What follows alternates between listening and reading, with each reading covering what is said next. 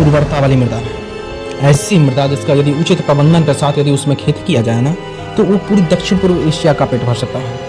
और टूरिज्म इस तरह की स्थलें हैं हमारे पास, ऐतिहासिक स्थलें, जिसका ये सरकार उस पर ध्यान दे क्यों नहीं रहे हैं। आखिर की हमसे कमी कहाँ हो रही है, चलिए उसको भी जानते हैं। बिहार की सरकार ज़्यादातर जातीय समीकरण बैठाने और चुनावी गणित की गणना करने और लघुकालीन योजनाओं में उलझी रहती है। जैसे कि अभी 10,000 जो बांट रही है स्टार्टअप के लिए, क्या लगता है तुम्हें और मुझे कि क्या सरकार को भी लगती है कि लोग स्टार्टअप शुरू कर देंगे? शायद, पता नहीं। लंबी अवधि वाले सेक्टर जैसे पर्यटन और कृषि में निवेश का राजनीतिक फायदा तुरंत नहीं दिखता, इसलिए उस पर ध्यान कम दिया जाता है सरकारों के द्वारा। समझ गए ना? कृषि पर ध्यान तो है पर दृष्टिकोण पुराना है। कैसे कि बिहार के किसान अभी पारंपरिक खेती करते हैं, तकनीक, सिंचाई, मार्केटिंग की कमी है। बताइए, जिस क्षेत्र की लोग 90% कृषि पर निर्भर है और सिंचाई की सुविधा कहाँ है, कितना है? 40% मात्र। 40% खेतों तक सिंचाई की सुविधा है। सरकार की योजना है जैसे मुख्यमंत्री बीज अनुदान योजना चलती तो है पर जमीनी स्तर पर लागू नहीं हो पाती है।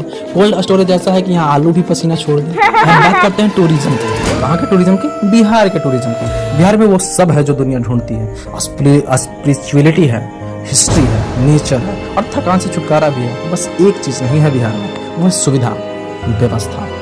बोध गया जहाँ बुद्ध को ज्ञान मिला, पर वहाँ पहुँचते पहुँचते टूरिस्ट का धैर्य खो जाता है। नालंदा यूनिवर्सिटी दुनिया की सबसे पुरानी यूनिवर्सिटी है, लेकिन राजगीर सुंदर पहाड़, गर्म झरने, लेकिन होटल बुकिंग सिस्टम ऐसा कि टूरिस्ट सोच लेता है भाई मैं तपस्या करने आया हूँ कि मैं घूमने आया हूँ, मुझे तो कुछ पता ही नहीं चल रहा है। हर साल लगभग 5 लाख विदेशी टूरिस्ट बिहार आते हैं, पर उत्तर प्रदेश में संख्या 2 करोड़ से ऊपर है।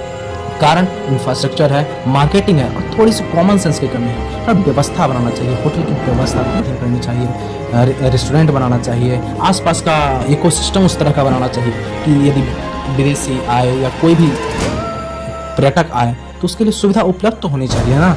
बिहार का बजट है लगभग 3 लाख करोड़ रुपए, पर खेती और टूरिज्म को मिलकर भी 3% हिस्सा नहीं मिलता है, और जबकि 70 से 80% लोग इसी पे निर्भर हैं। बाकी पैसा शायद रिपोर्ट कार्ड छपवाने में चला जाता होगा, है ना? यस। अभी भी उम्मीद बाकी है, ऐसा नहीं कह सकते हैं। Rajgir ropeway, Buddha circuit, Nalanda university और गंगा पथ जैसे प्रोजेक्ट चल रहे हैं, लेकिन ये जो बिचौलिए हैं इनसे सरकार को बचना चाहिए, इनकी कुछ मरम्मत करनी चाहिए सरकार को। कृषि रोड मैप 2027 आया है, अगर सही लागू हुआ तो किसान खेतों में भी स्टार्टअप इंडिया खोल सकता है। सही बात है। तो अगली बार जब आप कहें कि बिहार पिछड़ा है तो याद रखना बिहार नहीं पिछड़ा है, सोच पूछिए, क्योंकि जहाँ बुद्ध ने ज्ञान पाया वहाँ बस थोड़ी गवर्नेंस चाहिए, बाकी सब पहले से मौजूद है। Goodbye.